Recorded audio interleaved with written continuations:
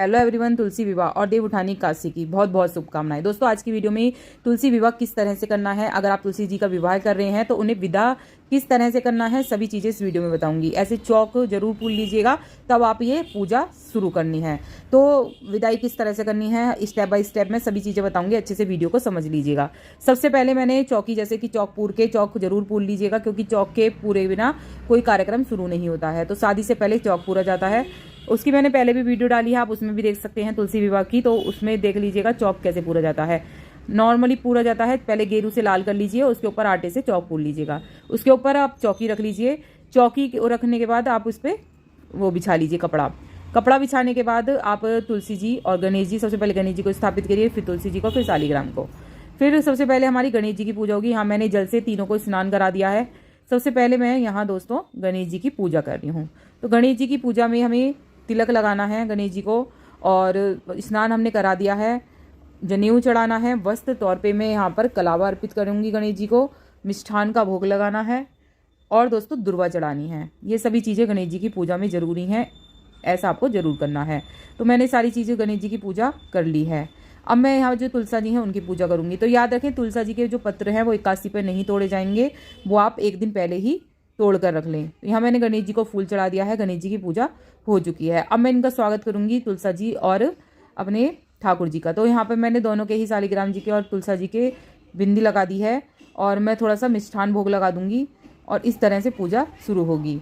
उसके बाद आपको क्या करना है दोस्तों, दीप कलश स्थापित होगा। यहाँ मैंने वस्त्र तौर पर दोनों को कलावा अर्पित करा है।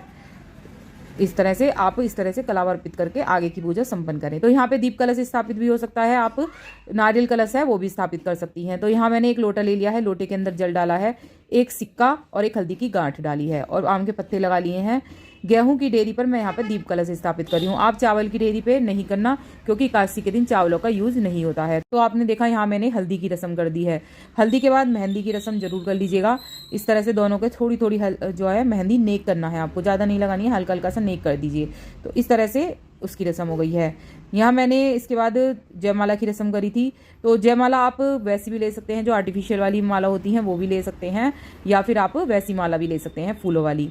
तो एक दूसरे से छुआ के आप माला दोनों के डाल दीजिएगा। सबसे पहले तुलसा जी को पहना दीजिए, फिर उसके बाद शालिग्राम जी को। इसके बाद क्या करना है दोस्तों, आपको जो भी श्रृंगार की सामग्री लेके आए हैं आप वो अर्पित करनी है। श्रृंगार का सामान जरूर चढ़ाया जाएगा। तो श्रृंगार में आप जो भी यूज़ करते हो वो जरूर सामान लेके आएँ, जो आप यूज़ करते हो अच्छा सामान। तो यहाँ पे मैंने तुलसा जी को एक चूड़ी अर्पित कर दी है, चुनरी उड़ा दी है, और जो जो थोड़ा बहुत मेकअप का सामान है वो हम अर्पित कर देंगे। स्वागत तिलक हो चुका है, और हमारी हल्दी हो गई, मेहंदी हो गई, जयमाला भी हो गई है। अब हमारा फेरे का समय आ गया है। तो फेरे के लिए आप या तो कलावे से इस तरह से कलावा तोड़ के दोनों का जैसे गठबंधन करते हैं, गठबंधन कर सकते हैं कलावे की मदद से, या फिर आप पट्टे भी ले सकते हैं। चुनरी ले लीजिए तुलसा जी की, और इनका एक पट्टा ले लीजिए, उससे आप गठबंधन कर सकते हैं दोनों का। तो यहाँ मैंने कलावे से ही गठबंधन कर दिया है दोनों का, शालिग्राम जी को और तुलसा जी को गठबंधन मैंने कलावे की मदद से कर दिया है। तो आप जैसा भी करें वैसा कर सकते हैं। फिर मैं यहाँ पे फेरे लूँगी, या आप फेरे दो तरीके से हो सकते हैं, या तो आप आपके और आपके हस्बैंड दोनों ले लीजिए शालिग्राम को और तुलसा जी को। तो ये जो दीप एक और जला लीजिएगा, उसके बाद आप इस तरह से दोनों गोदी में लेके भी फेरे ले सकते हैं, चौकी के आसपास घूम के 7 बार।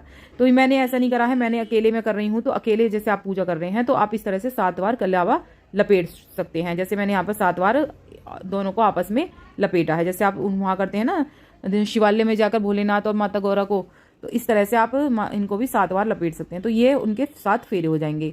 इसके बाद जो मंगलसूत्र है वो भगवान से शालिग्राम जी से छुआ के उनको अर्पित कर दीजिए तुलसा जी को। उसके बाद आपको बिछुए, जो है बिछुए की रस्म होगी, बिछुए गाड़े जाएंगे। तो बिछुए की रस्म यहाँ पे मैंने कर दी है, बिछुए छुआ के बिछुए कर दिए हैं। अब विदाई का समय आएगा, हम पहले मिष्ठान भोग लगा देंगे दोनों को। शादी संपन्न हो गई है, फेरे हो गए हैं, वो पहना दिया है तुलसा जी को। इनको सिंदूर छुआ के सिंदूर लगा दीजिए 7 बार, जो शालिग्राम है उनसे छुआ के 7 बार तुलसा जी को भी सिंदूर भर दीजिए। 5 बर्तन जरूर दिए जाते हैं, तो इस तरह से आप 5 बर्तन कैसे भी आप तुलसा जी को छुआ के दे दीजिए। यहाँ मैंने तुलसा जी की साड़ी दे दी है, और शालिग्राम जी का एक जोड़ा दे दिया है। तो ये सभी सामग्री आपको चाहिएगी। सामग्री की वीडियो मेरे पे अलग से चैनल पे है, आप देख सकते हैं कि क्या क्या सामग्री आपको चाहिएगी तुलसी विवाह में। अब सब शादी पूरी संपन्न हो गई है, आपको अब बार फेर करनी है। तो दोनों की अलग अलग बार फेर करिए, शालिग्राम जी की और तुलसा जी की इस तरह से बार फेर करनी है। दोनों की बार फेर करने के बाद शादी संपन्न हो जाएगी। अब आप भोग भी लगा सकते हैं, 56 भोग भी लगा सकते हैं, क्योंकि भोजन कराया जाता है। उसके बाद विदाई का समय आएगा। तो विदाई आपको कब करनी है, जैसे कि शादी संपन्न हो जाए तो इससे अगले दिन भी विदाई कर सकते हैं आप, उस दिन शाम को भी विदाई कर सकते हैं। तुरंत विदाई नहीं करनी है आपको, या तो शाम को कर सकते हैं या फिर अगले दिन विदाई कर रहे हैं। जैसे 81 पे करी आपने तुलसी विवाह, तो 82 पे कर दीजिए, 82 पे करा तो उस पर कर दीजिए अगले दिन। तो यहाँ पे मैंने जौ लिए हैं। जौ जैसे मतलब बेटी विदाई होती है, बेटी की विदाई होती है तो जौ फेंके जाते हैं। तो आप जौ छुआ के तुलसा जी से थोड़े से वहीं छिटक दीजिए आसपास, और थोड़े से अपने घर में छिटकने हैं आपको सारे में। तो ये जब भरा पूरा रहता है परिवार घर का, इस तरह से जौ छिटकाए जाते हैं घर में। तो तुलसा जी से छुआ के जौ छिटका देने हैं आपको। अब तुलसा जी की विदाई कैसे होनी है उस बारे में बात कर लेते हैं। जब हमारी सारी पूजा संपन्न हो गई, विवाह कार्यक्रम हो गया, तो अब इन तुलसा जी का हमें क्या करना है।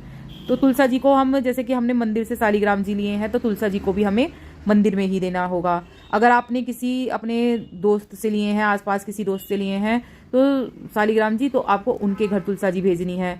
तो तुलसा जी की विदाई करने से पहले आप उनको पानी जरूर पिला दीजिएगा। जैसे यहाँ मैं पानी पिला रही हूँ, और गले जरूर मिल लीजिएगा। गले मिलके ही ये विदाई संपन्न होती है। जैसे आपने जो दक्षिणा चढ़ाई है, जो श्रृंगार का सामान चढ़ाया है, वो सारा दक्षिणा आप पंडित जी को दे दें। जो भी सामान आपने चढ़ाया है वो सारा तुलसा जी के साथ ही चला जाएगा। जैसे आपने अपनी फ्रेंड से लिया है तो फ्रेंड के घर ही चला जाएगा तुलसा जी के साथ। अगर आपके खुद के शालिग्राम हैं, खुद की तुलसा जी हैं, तो आप क्या कर सकते हैं, आप जैसे कि खुद के शालिग्राम हैं तो आप अपने तुलसा जी और शालिग्राम दोनों ही साथ में रखने हैं। ये नहीं कि हमने मंदिर से मंगाए थे शालिग्राम तो वहाँ भेज दी, तुलसा जी अपने पास रख ली, उसके बाद ऐसा नहीं करना। जहाँ शालिग्राम रहेंगे वहीं तुलसा जी रहेंगे। आपके अपने शालिग्राम तुलसा जी हैं तो तुलसा जी शालिग्राम अपने घर में रख सकते हैं, लेकिन जो सारा सामान है वो आपको पंडित जी को दे देना, पंडित जी को दे देना, अपने घर में नहीं रखना कुछ भी सामान।